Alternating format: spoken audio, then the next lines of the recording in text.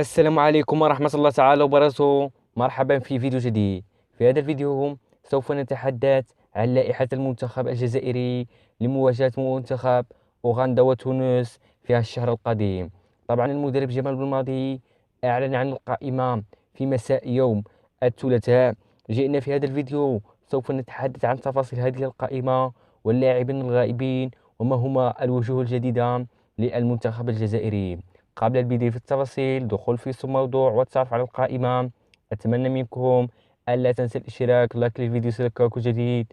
ونبدأ على الكلام. طبعا البداية مع مركز حراسة المرمى. لدينا الحارس أنطوني مانديرا، حارس كان الفرنسي. مصطفى زغبا، حارس دمك السعودي. أسامة بن بوت، حارس اتحاد العاصمة الجزائري. هذا على مستوى حراسة المرمى.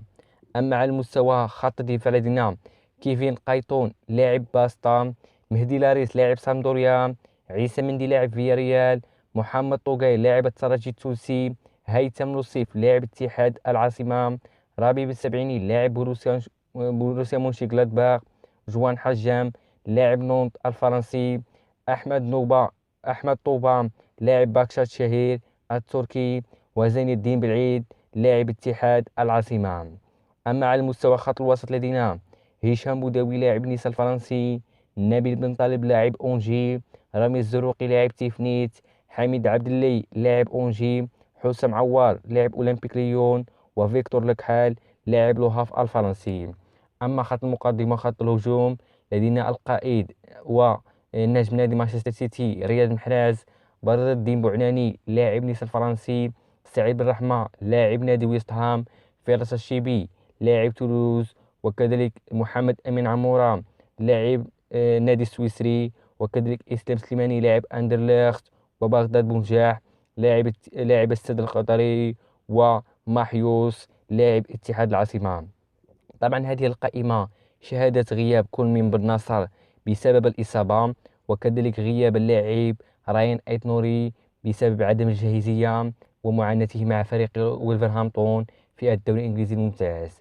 طبعا القائمة عرفت 7 أسماء جديدة، وهي أسامة بن بوت حارس اتحاد العاصمة لأول مرة مع المنتخب الجزائري، كذلك هيثم لوصيف لاعب اتحاد العاصمة كذلك للمرة الأولى مع المنتخب الجزائري، كذلك اللاعب زين الدين بالعيد لاعب اتحاد العاصمة كذلك لأول مرة، وكذلك ظهور أيمن محيوس لاعب اتحاد العاصمة لأول مرة، وكذلك في وسط الميدان لدينا حميد بالعبدي لاعب أونجي لأول مرة صاحب 23 سنة، وحسام عوار بعد تغيير جنسيته أصبح متاح إلى الجزائر ولأول مرة مع المنتخب الجزائري، كذلك فيكتور لكحال لأول مرة مع المنتخب الجزائري.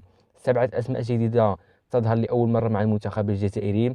كذلك عودة بالرحمة إلى الجزائر بعد غياب في التربصات المقبلة.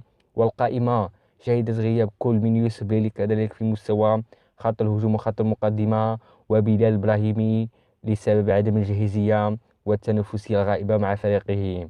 للأمانة قائمة منطقية، قائمة متوقعة، أغلب اللاعبين جاهزين وأغلب اللاعبين في أفضل الظروف وفي أفضل أدائهم مع أنديتهم، واللاعبين يستحقون الاستدعاء عن جدارة واستحقاق.